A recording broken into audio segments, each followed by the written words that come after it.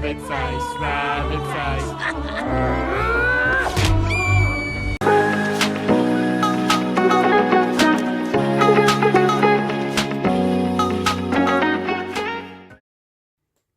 Hey, howdy, hey, claymation fans and those of you that are just into films about that are stop motion, use clay and all that.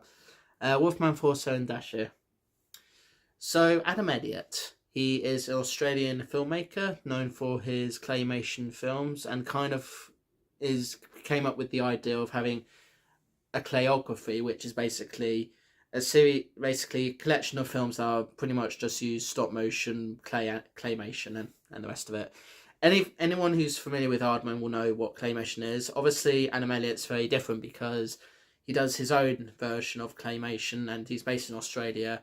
He's LGBT. He's that as well, and he's done quite a lot of stuff over the years. The majority of all the films that he's done, so the short films and the feature films, are based on people that he's met that are in his own life, and it's basically just been loosely based on their lives and so forth, with emphasis on certain things, to sort of give it a bit more of a loose adaptation of those true events, because sometimes films based on true events don't necessarily have to be like entirely accurate or anything, because as I may have said in reviews that I've done previously of musical films based on true events, you wouldn't suddenly burst into song when you're at war, say in like Hamilton or Les Mis. But anyway, so the guy has done, and I'm just gonna count these up.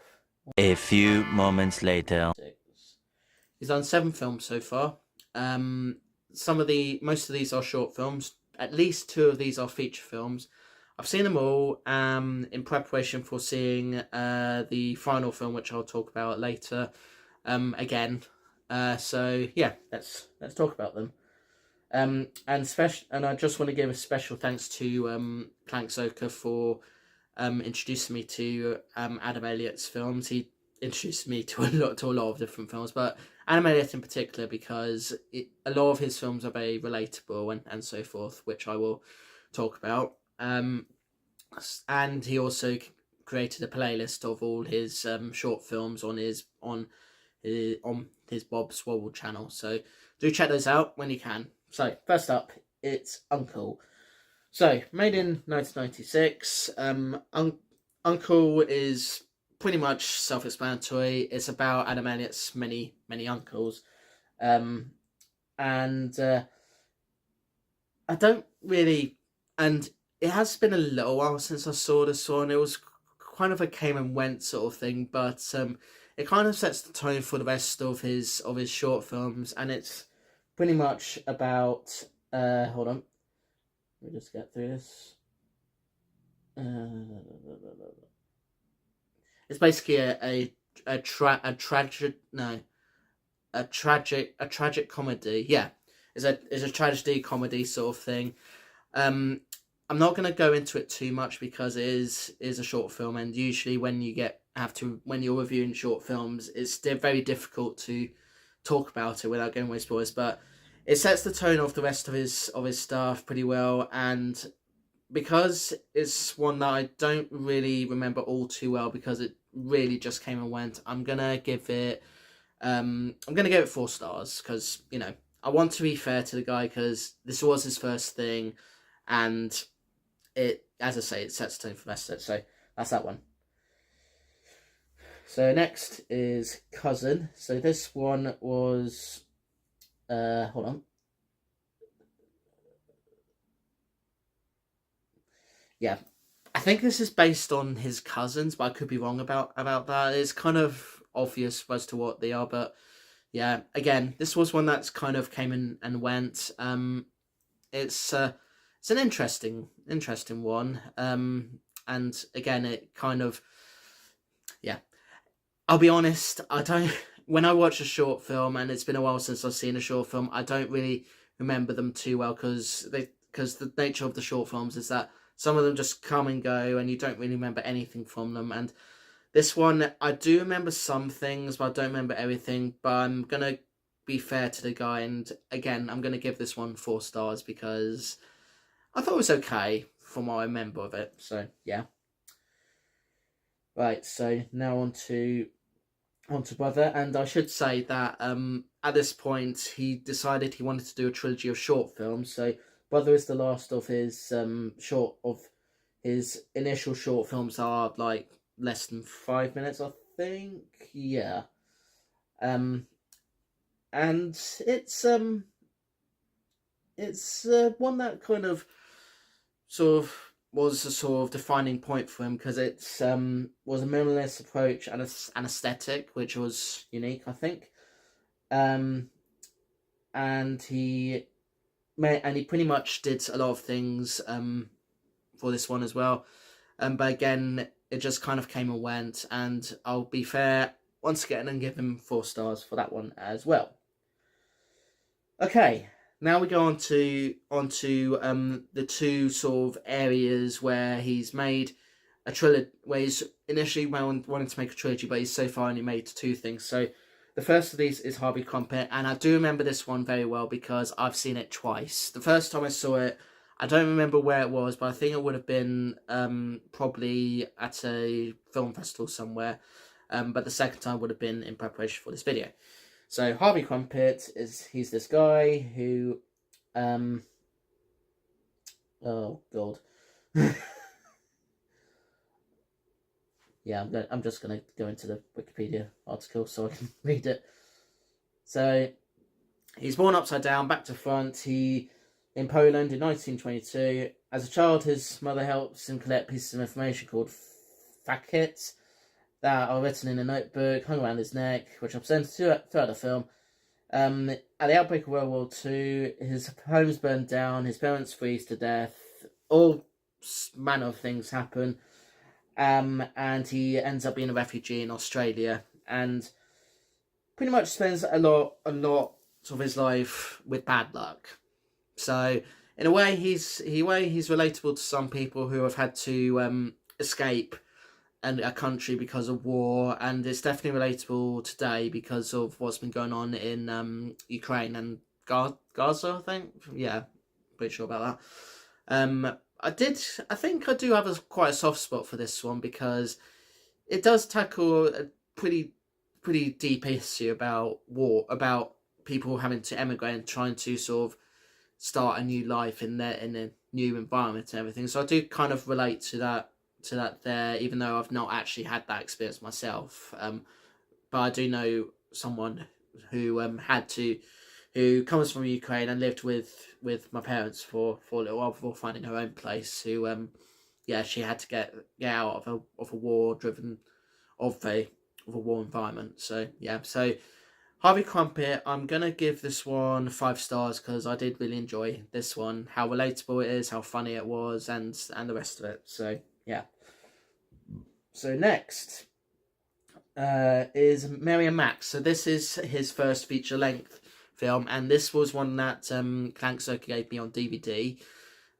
It's kind of basically a pen pal film. So you got this girl who lives in Australia, and you got this guy who lives in New York. The guy is autistic, so obviously, me being autistic myself, I can kind of relate to that side of him there.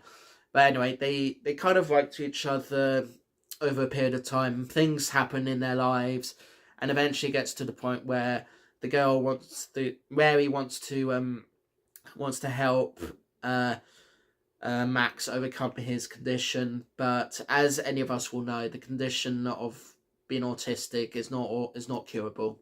It's never has been. It never will be. I mean, even if there was a cure, I wouldn't pursue it because it would change who I am and everything. So yeah, yeah, it's very relatable. It does have a kind of sort of sad ending, but one that does end on a happy-ish note, I guess.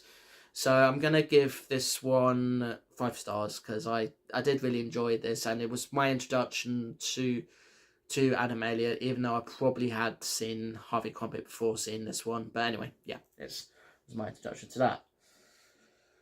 So now we come to his second short film that's about 20 minutes in length, but more so than 20 minutes in length, which is Limp Bizkit.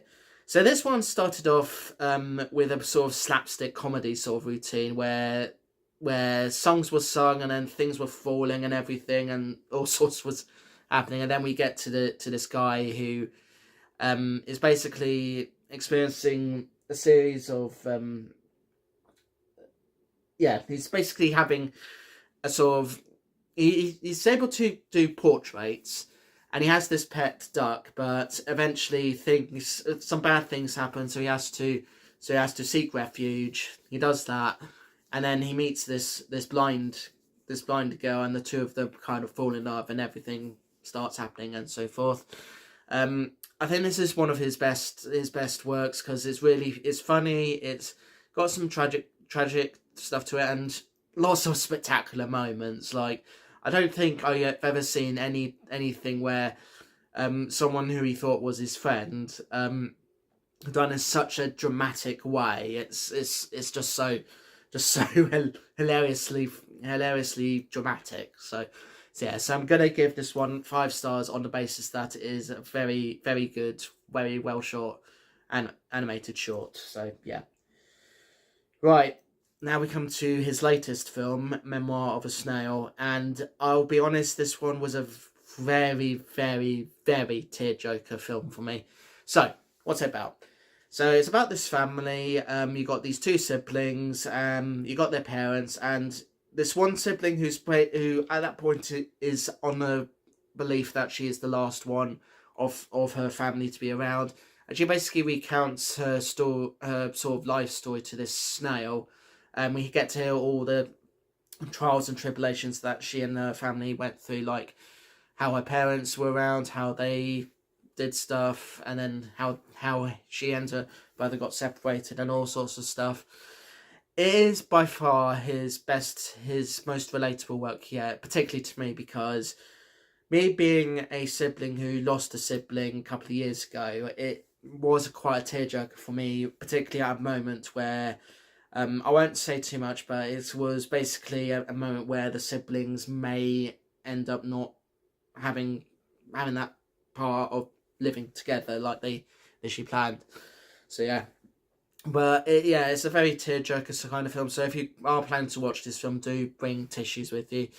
And I'm not going to go into too much detail about it because a lot of his films are very spoiler heavy. So if you really want to hear someone talk about the spoilers in the films, well, I mean, just go see the films. Or if you really don't really want to see them and just want to hear spoilers, then go hear someone else talk about them. But anyway, so this person recounts her life stories, all the stuff that happens. There's some happy moments, there's sad moments, there's tragic moments, there's a lot of other things as well, and it kind of hints towards this climax in which one of her best friends leaves her something to sort of help her with going forward in life and everything. So yeah.